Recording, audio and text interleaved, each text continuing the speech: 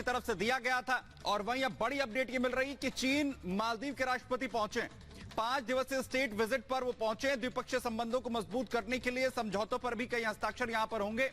भारत ने अपना कड़ा स्टैंड दिखाया था, जिसके बाद उन मंत्रियों पर बड़ी कार्रवाई की गई थी, सस्पेंशन की, 3 मंत्रियों को सस्पेंड किया गया था। और दूसरी तरफ चीन पहुंचे हैं राष्ट्रपति मालदीव के। 5 दिवसीय स्टेट विजिट बताई जा रही है, जहां पर द्विपक्षीय संबंधों को मजबूत करने के लिए कई समझौतों पर हस्ताक्षर भी किए जाएंगे। शी जिनपिंग से मुलाकात यहां पर होगी मालदीव के राष्ट्रपति की।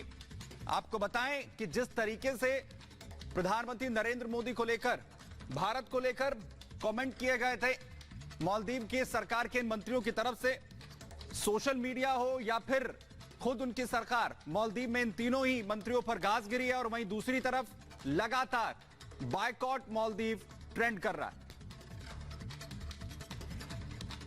इधर इस पूरे विवाद के बीच मालदीव के राष्ट्रपति मोहम्मद मईजू चीन पहुंच गए हैं और माना यह जा रहा है कि जिस तरह से चीन के कर्ज तले दबा हुआ है मालदीव, ऐसे में वो जानबूझकर भारत के खिलाफ बयानबाजी कर रहा है ताकि अपने कर्जदाता यानी चीन को खुश कर सके। तो खास रिपोर्ट आपको दिखाते हैं।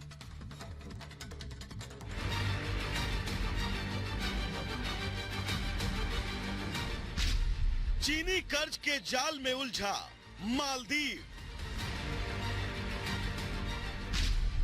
विकास के नाम पर अरबों का कर्ज। पाकिस्तान श्रीलंका जैसा होगा अंजाम। पहले पट्टा, अब 17 द्वीपों पर ड्रैगन का कब्जा। दशकों से भारत का दोस्त रहा मालदीव, जिसके कुछ नेता भारत के खिलाफ ही अब जहर उगल रहे हैं। दरअसल इन सब के पीछे है चीन की शह, जो इन नेताओं को अपने उंगलियों पर नचा रहा है। चीन न केवल मालदीव को पैसे दे रहा है, बल्कि उसके भारत विरोधी नेताओं को मैनेज भी कर रहा है। चीन का सिर्फ और सिर्फ एक ही उद्देश्य है, मालदीव को अपने कर्ज के जाल में फंसाना और उसकी जमीन पर कब्जा जमाना। चीन के कर्ज तले दबे मालदीव के मंत्री अब अपने आका को खुश करने के लिए भारत के खिलाफ बयानबाजियां कर रहे हैं। जानकारी के मुताबिक मालदीव को चीन ने अरबों का कर्ज दे रखा है। मालदीव के विकास के नाम पर दिए गए इस कर्ज ने मालदीव की पूरी व्यवस्था को ही जकड़ रखा है। चीन ने पहले तो पैसे दिए, फिर अपनी ही कंपनी को ठेका दिलवाया। जानकारों का कहना है कि इस दौरान चीन ने ऐसी शर्तें रखी हैं, जिसके अनुसार मालदीव इन पैसों को चुकाने में डिफॉल्टर साबित हो सकता है। आपको बताते हैं कि मालदीव किस तरह से चीन के कर्ज के जाल में फंसा हुआ है। चीन ने पर्यटन विकास के लिए $400 मिलियन दिए, जबकि 11,000 अपार्टमेंट बनाने के लिए $600 मिलियन का कर्ज, बिजली ग्रिड बनाने के लिए $200 मिलियन दिए, जबकि माले में इंटरनेशनल एयरपोर्ट के विकास के लिए $500 मिलियन की मदद दी। वहीं कई द्वीपों को जोड़ने के लिए फ्रेंडशिप ब्रिज के लिए $300 मिलियन का कर्ज।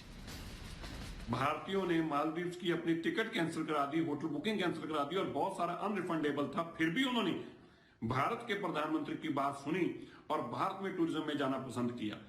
भारत का आज इन्फ्लुएंस क्या है? पाकिस्तान को भारत के प्रधानमंत्री ने उनकी अर्थव्यवस्था को बर्बाद कर दिया, घुटनों पे लाके रख दिया। मालदीव के अगर किसी मंत्री ने प्रधानमंत्री जी के खिलाफ एक बयान दिया तो वहां की सरकार ने तीन मंत्रियों को सस्पेंड करने का काम किया। सिर्फ इतना ही नहीं, ड्रैगन ने मालदीव की जमीन को निगलना भी शुरू कर दिया है।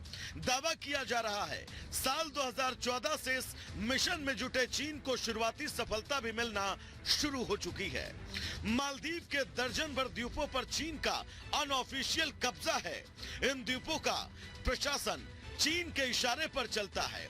फिलहाल इन द्वीपों पर चीन कोई गतिविधि नहीं चला रहा, लेकिन अगर वो अपनी सेना या मिलिट्री फैसिलिटी बनाना चाहे तो उसे मालदीव नहीं रोक सकता। चीन ने 17 द्वीपों पर पट्टा करवा लिया है। मालदीव से 50 साल के पट्टे पर द्वीपों को लिया है। अरबों का कर्ज दे मालदीव पर चीन ने पट्टे का दबाव बनाया। मालदीव सरकार ने पट्टे की बात को काफी दिनों तक छिपाए रखा। एक बात तो फिर से एक बार साबित हो गई कि नरेंद्र मोदी जी ग्राउंड जीरो के ग्लोबल हीरो हैं और इसलिए मैं कह रहा हूं कि ग्राउंड जीरो के ग्लोबल हीरो है कि जिस ग्राउंड जीरो पे वो खड़े हो जाते हैं वो दुनिया का ग्लोबल ब्रांड बन जाता है। आज लक्षद्वीप में वो गए, लक्षद्वीप की आन बान और शान को बढ़ाया और पूरी दुनिया लक्षद्वीप की तरफ देख रही है।